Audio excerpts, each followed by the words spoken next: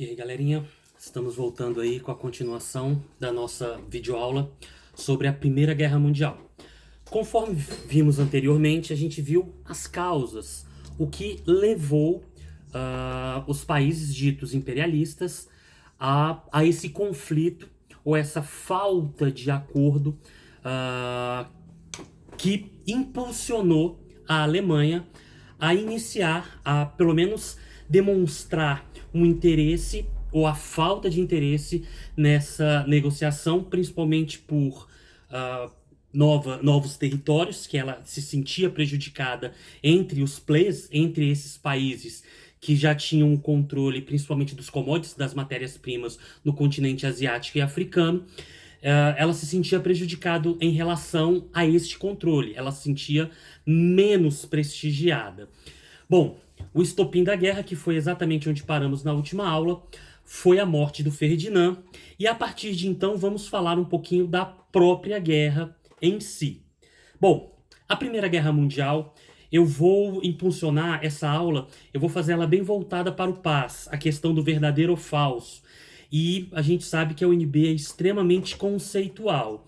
Então, eu vou estar trabalhando a linguagem voltada mesmo para as questões como o Paz coloca a Primeira Guerra Mundial em suas questões. Então, vamos lá.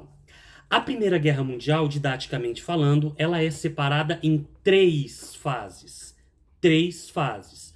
Cuidado aqui. Por que, professor? Temos que ter cuidado com as três fases. Porque a primeira e a terceira fase têm exatamente o mesmo nome. Então se liga.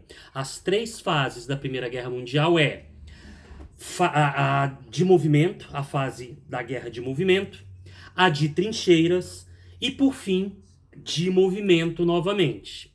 Professor, então como se deu isso aí? Então vamos lá. Preste atenção nos detalhes.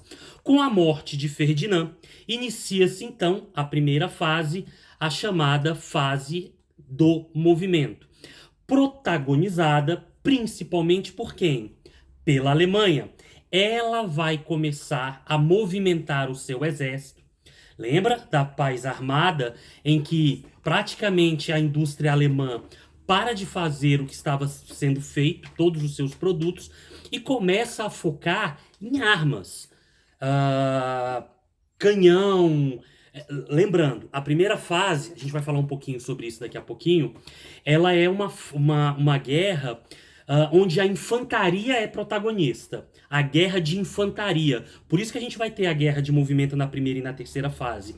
É aquela guerra onde a estratégia militar, onde eu coloco o meu exército, como eu divido, como eu conquisto território, como eu mantenho pontos estratégicos, é fundamental para as vitórias e as expansões dentro da Europa. Tranquilo? E nisso a Alemanha vai iniciar, porque ela começa a fase de movimento.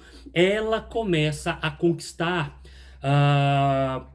territórios onde você tem posicionamento, onde você tem muitas pontes, onde você tem montanhas de um lado, você tem o mar de outro, e você tem um corredor de passagem onde afunila para um exército passar.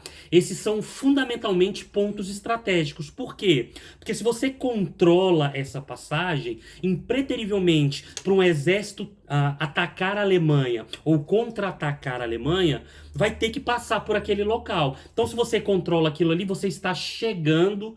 Então, é muito mais fácil você defender uma posição do que você tomar. É só vocês lembrarem da aula de Idade Média, no caso aí da galera do terceiro ano, só lembrar lá da aula do primeiro ano de história de vocês, como é que era feito as guerras. Exatamente do mesmo jeito que na Primeira Guerra Mundial. Claro, a gente ainda não vai ter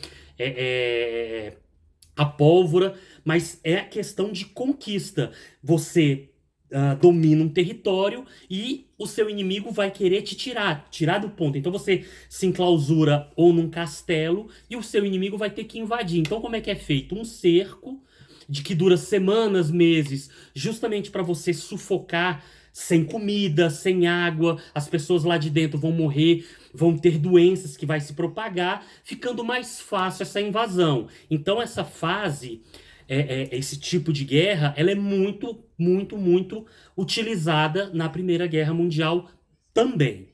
Tranquilos? Então, a Alemanha, ela vai começar a conquistar territórios, ela vai começar a invadir países, ela vai posicionar os seus exércitos, primeiramente do que o quem? Do que a Entente. Então, os aliados vão estar nessa, vão ser protagonistas dessa primeira fase e vão dominar o controle, vão ter o controle europeu. Aí você me pergunta, professor, mas e a Entente? A Inglaterra, a França, os Estados Unidos, a Rússia, o que eles estão fazendo enquanto a Alemanha está nessa primeira fase de movimento? O que a gente chama, ela vai tentar apaziguar isso. Lembra que eu falei nas causas da Primeira Guerra Mundial? Esses países estavam ganhando dinheiro com a segunda fase da Revolução Industrial. Eles eram ricos. Pensa, quando você está ganhando dinheiro, uma guerra é a última coisa que você quer que aconteça. Por quê? Porque vai atrapalhar os seus negócios. Esses países vão fazer de tudo para tentar apaziguar, para tentar sanar este conflito armado que a Alemanha estava protagonizando, para tentar o quê? De forma diplomática, reverter e não ter esta guerra. Então eles vão criar o quê? Eles vão criar uma liga, reunindo esses países, chamada de Liga das Nações, e vão convidar a Alemanha para se reunir em Munique para tentar um acordo e evitar este conflito armado que vai ser chamada de Primeira Guerra Mundial.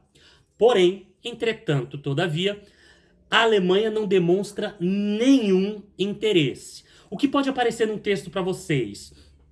Ou, quando a UNB, no caso do Paz, ela vai demonstrar para as questões subsequentes, ela deve colocar um texto demonstrando ou que a Alemanha, o interesse da Alemanha era realmente a guerra, ou também aparece muito em linha de pesquisa aí que a Alemanha estava muito autoconfiante. A Alemanha, o espírito alemão, na época, até lembrando o Otto Bismarck, que foi o general que vai separar a Alemanha do Império Austro-Húngaro, ele dizia que um alemão, ele nasce primeiramente um soldado para depois se tornar um alemão. Olha o espírito alemão para essa guerra. É um espírito muito autoconfiante. Eles tinham total confiança que essa guerra seria resolvida muito rapidamente. Muito rapidamente. Então se liga nesse detalhe. Primeiro, a soberba alemã. E segundo, é noticiado no período que essa guerra seria um conflito muito rápido. Rapidamente eles iriam se resolver, os países, porque quem estava envolvido estava preocupado em ganhar dinheiro e não em matar gente. Ledo engano. Essa guerra vai durar praticamente quase 5 anos de guerra. Ela vai de 1914 a 1918. Uma guerra extremamente longa e até então nenhum conflito. Claro, um conflito mundial. A gente já teve guerras dos 100 anos, mas normalmente essas guerras mais longas não é o tempo todo em conflito de ganha e perde território, de mata gente. Não, esses conflitos normalmente são em 2 países, por questões territoriais, mas um vai lá e mata um arquiduque, o outro vai lá e mata controle, vai e volta isso, mas não em âmbito mundial. A Primeira Guerra Mundial ela é muito longa, envolvendo vários países. Tá. A Liga das Nações vai ser...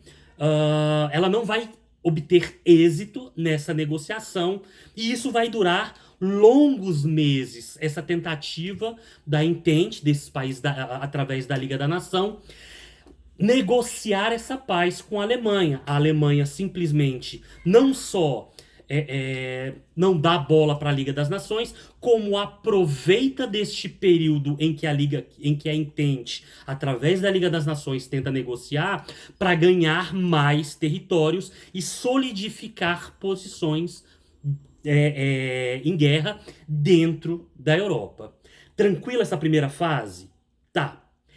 Segunda fase. A segunda fase, que é a chamada fase da trincheira, ou período da trincheira, ou guerra de trincheiras, pode aparecer vários sinônimos aí, é o seguinte: quando a Alemanha já está posicionada e ela pega parte importante da Europa, ela se vê numa situação estratégica militar.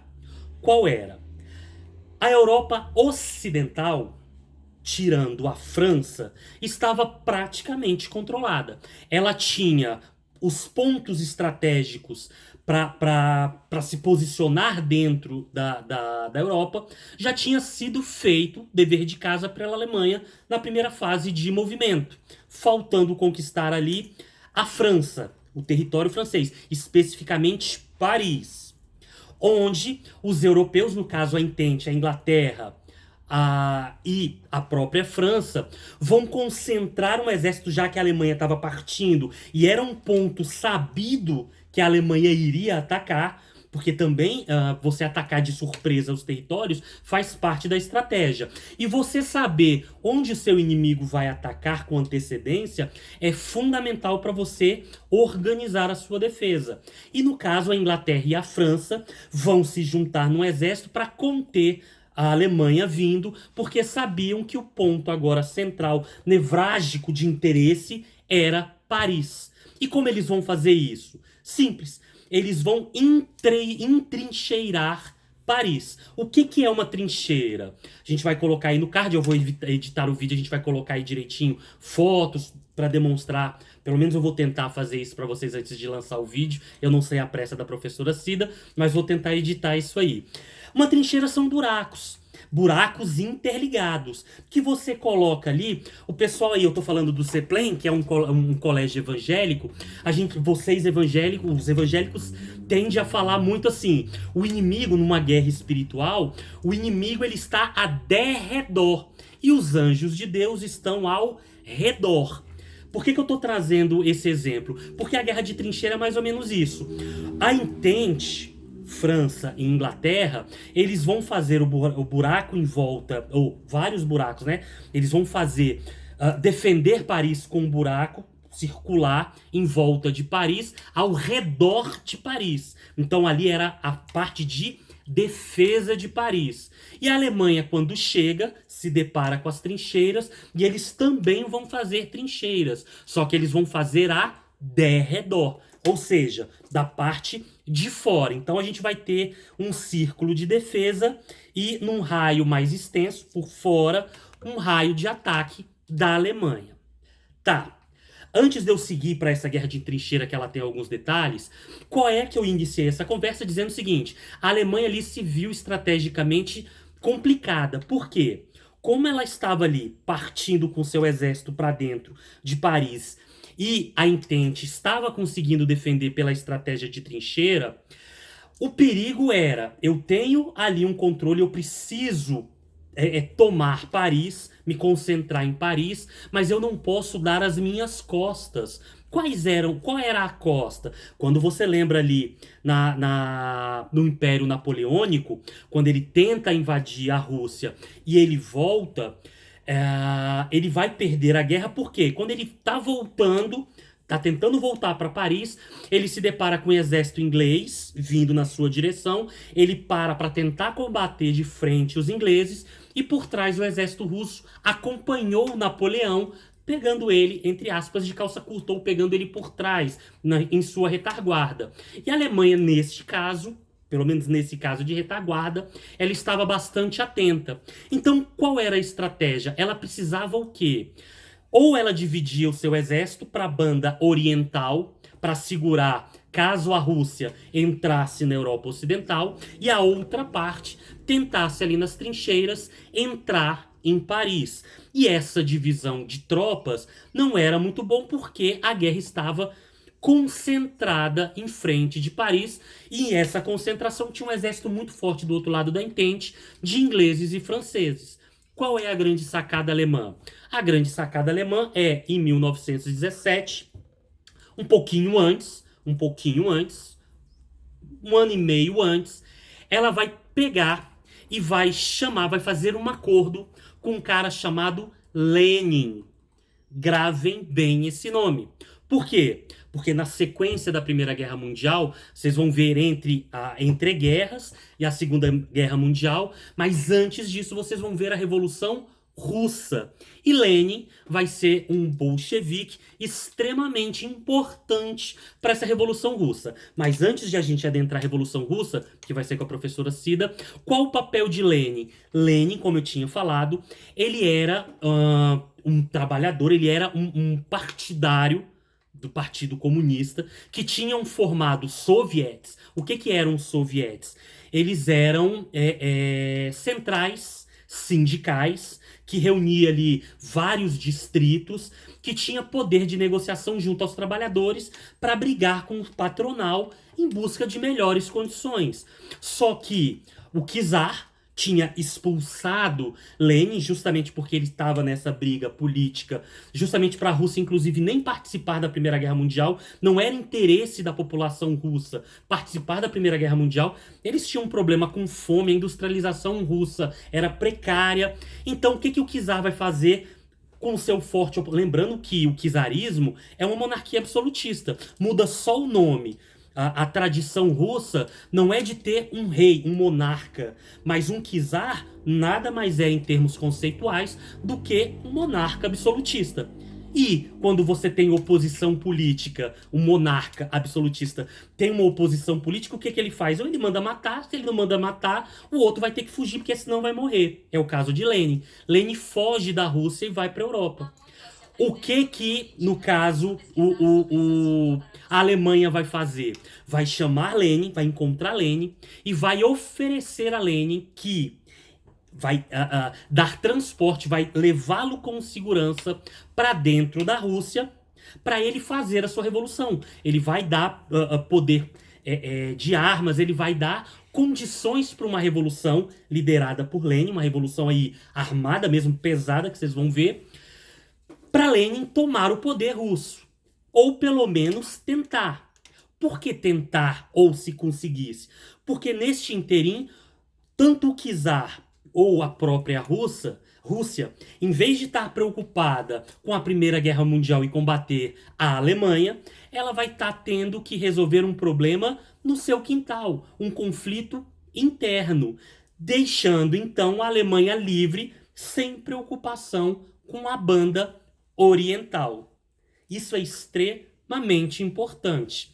Aqui vai ter uma bipartição, a partição que a gente estuda porque vai estar acontecendo a Revolução Russa e a Primeira Guerra Mundial praticamente no mesmo período. De 1917 em diante a gente vai ver aí a Revolução Russa acontecendo, enquanto a Primeira Guerra também está. Mas como assim se a Rússia fazia parte? Exatamente, galera. Se liga, a Revolução Russa vai estar acontecendo como parte, ou pelo menos grande parte do porquê está acontecendo a Revolução Russa, a Alemanha faz parte. Então, deve sim cair numa questão de vocês, demonstrando qual a importância da Alemanha para a Revolução Russa. E você já sabe, com a preocupação de não dividir tropas, a Alemanha vai impulsionar, vai levar Lenin para dentro da Rússia, com o acordo dele fazer a sua revolução e tirar a Rússia.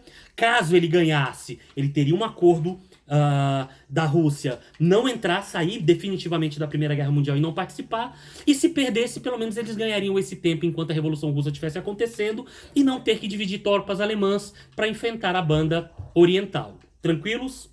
Show de bola, esse detalhe é importante. Voltando então para a Guerra de Trincheira.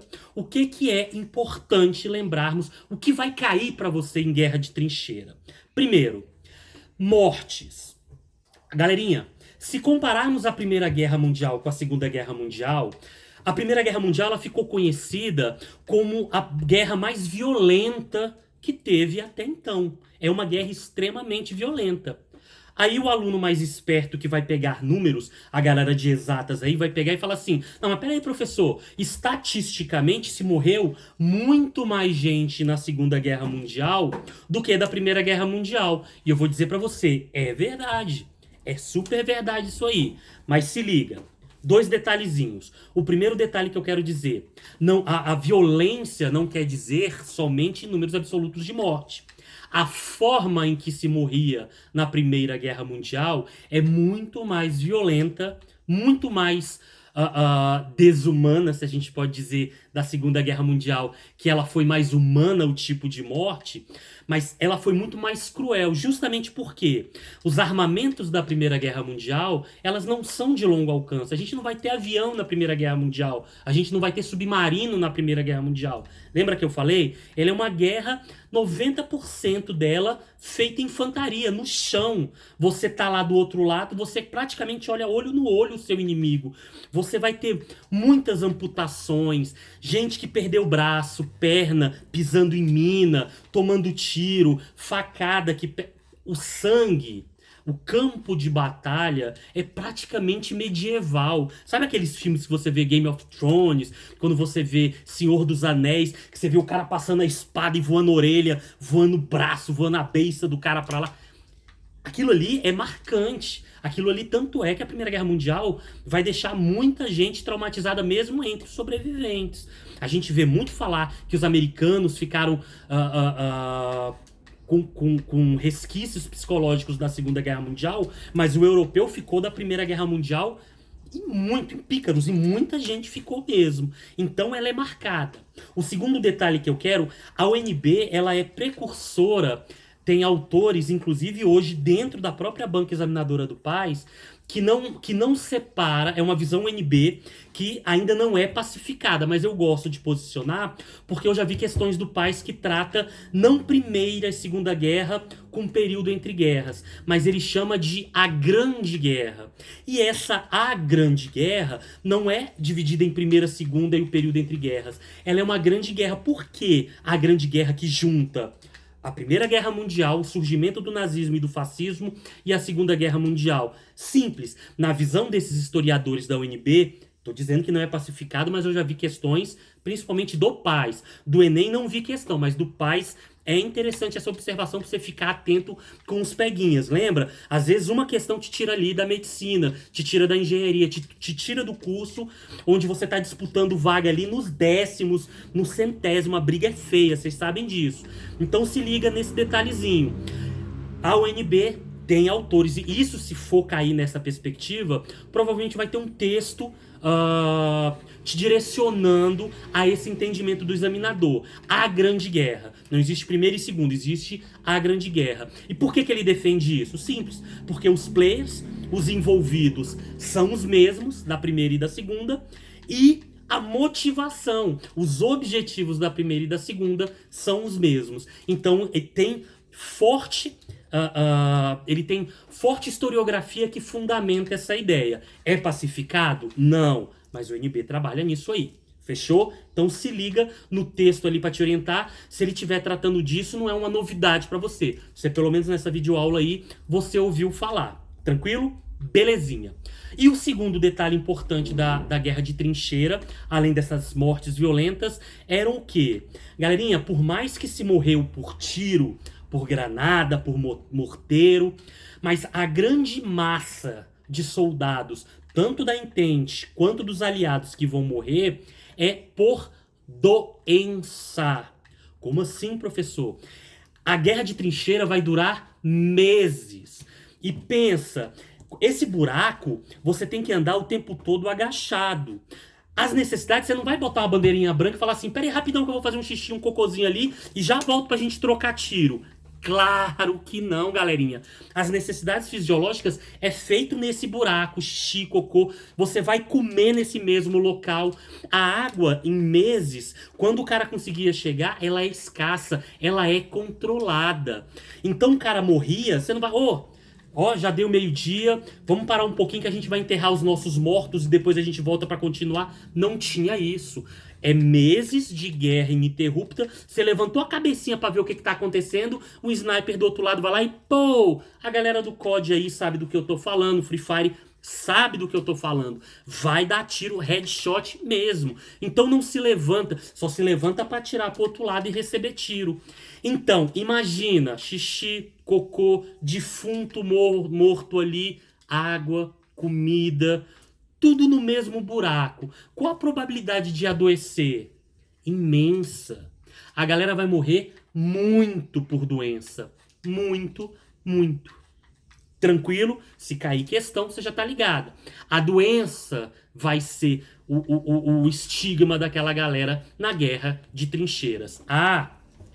Uma coisa extremamente importante. Na guerra de trincheira, os alemães vão inaugurar uma coisa que eles vão sofisticar na Segunda Guerra Mundial, mas eles vão inaugurar na guerra de trincheira, que é a chamada guerra química. O que é a guerra química? Gás mostarda. Eles vão mandar testar gases para o outro lado, gases que obviamente envenenam mais do que envenenam. Olha a crueldade do gás mostarda. Ele tem esse nome pela sua coloração. Quando ele é jogado, ele é em forma de granada, só que ele, em vez de matar, lembrando, hein? Granada não mata pela explosão. Granada mata pelos estilhaços de aço que voam e as bolinhas que estão lá dentro, que vai pegar em você, pegando num ponto vital, vai te matar ou pelo menos te tirar de atirar na outra pessoa. Por isso, quando a gente vê em filme, quando o cara joga granada, o cara faz o que? O outro soldado se joga no chão. Por quê? O estilhaço, ele tem de sair do chão, onde a granada pegou, pro alto. Então, você abaixou, a probabilidade de pegar estilhaço é menor. Não quer dizer que você tá livre, mas é menor. Então, esse gás de mostarda, olha a crueldade dele. Como que ele mata? Ele encostou na pele e você vai criar bolha, morrer envenenado? Não. Ele é um gás que te sufoca. Exatos 7 minutos. Você imagina morrer, tenta prender a sua respiração por 1 minuto, por 2 minutos. A sensação horrível que é. Você que já passou aí numa piscina e quase morreu afogado, a sensação é muito ruim. Imagina você morrer sufocado 7 minutos, inalando aquilo ali. É sufocante e cruel. Tanto isso é verdade que a gente vai ver depois as consequências da guerra. No pós-guerra, a arma química ela vai ser proibida. Proibida. Hoje existe o Tribunal de Haia, que é um tribunal internacional onde julga países, e se um país entra em guerra com outro e utilizar armas químicas, ele vai sofrer sanções, ele vai perder quem tá lá, chefe de governo, vai ser deposto, vai ter um governo provisório pela própria ONU. Isso dá um problema muito grande. É proibido justamente por essa questão da primeira. Se liga, no final da primeira. A segunda vai ter guerra química? Claro que vai. Lembra do que foi o Holocausto, mas a gente chega lá. Tranquila a guerra de trincheira? Eu acho que eu falei todos os detalhes dela. E para finalizar, quer dizer o seguinte: a Alemanha não consegue invadir a França. Ela vai conseguir na segunda. A França não. Desculpa. A França, ela consegue. Ela não consegue, a Alemanha não consegue pisar em Paris. Paris não vai ser. Eles vão cercar. Paris vai ficar isolado. Tanto é quando você assiste filme como Bastardos Inglórios, quando você assiste filmes da Primeira Guerra Mundial, você vai ver que os espiões ingleses, próprios alemães, vão sempre tentar chegar em Paris, que ali é ponto seguro. Ponto seguro quer dizer o seguinte: não tem alemão lá dentro. Mas para você chegar ou sair de Paris, você está cercado por alemães. Por quê? Porque a França é tomada. Paris, a capital, não. França, país, território, sim. Paris, não. Por que eu estou ressaltando isso?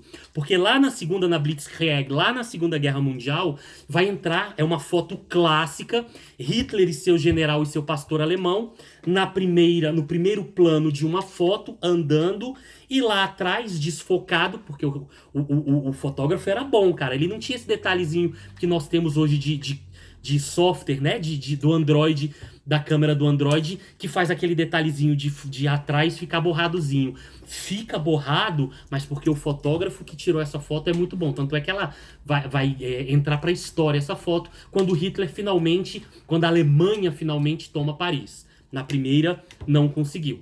Terceira guerra de movimento, é extremamente importante. A Alemanha vai tentar, quando consegue, pelo menos segurar a França, ou o exército, quando ela toma a Europa, com exceção desse caso de Paris, mas ele estava controlado territorialmente, porque entrar e sair de lá era complicado. Perdão, não tem Hitler, galera. Hitler tá lá, ele é um cabo. Ele ainda não... Ele é um soldado que está participando da Primeira Guerra Mundial, mas ele ainda não é o Führer, ele é só um soldado. A Alemanha vai trair o acordo que tinha feito com Lenin de você resolve seu problema aí, que nós vamos tomar a Europa Ocidental sem mexer com vocês. Quando ele finalmente toma, quando os alemães conseguem controlar a Europa Ocidental, o que é que ele vai fazer? Ele vai tentar invadir o quê? A Rússia. Ele vai partir para dentro da Rússia. A chamada Operação Barbarossa. Barbarossa. Professor, mas espera aí.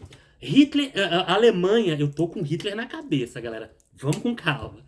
Perdoa o Hitler aqui, volta. A Alemanha não aprendeu, não tinha historiador na Alemanha, tinha, muito bons historiadores lá. E como eram muito bons historiadores, eles vão lembrar de Napoleão. Lembra? Napoleão, na tentativa de invasão da Alemanha, vai entrar no inverno. No inverno, o exército francês não vai conseguir nunca enfrentar os russos que já estão acostumados. Os caras fazem educação física de camisinha e calção de banho. No inverno ali de menos 30 graus, na neve. O russo tá acostumado. O francês estava? Claro que não. Isso vai ser um dos, ou se não, o principal motivo que Napoleão vai tomar uma carcada dos russos e vai perder ali o seu império por causa disso. Os alemães sabiam desse detalhezinho. E eles não vão entrar no inverno, galera. Eles vão entrar no verão. Verão, final de 17, início de 18. Eles vão entrar no inverno, no verão russo. Sol a pino, que gostoso. Eles vão entrar sabendo desse detalhe. Então vamos lá. Não tem avião, o que os caras vão entrar? Ó, infantaria marchando. Só que o que vai acontecer? Olha só. Lenin também era muito bom estrategista militar. E quando ele fica sabendo que os alemães estavam invadindo, traindo, qual é a estratégia de Lenin? Se liga, ele vai dar ordem para o exército sair evacuando as cidades que tinham no caminho em que os alemães estavam adentrando, porque eles estavam querendo entrar o quê? Na capital. Eles estavam querendo se encaminhar para Leningrado, que era a capital russa, que é ali onde ia se concentrar a Grande Guerra.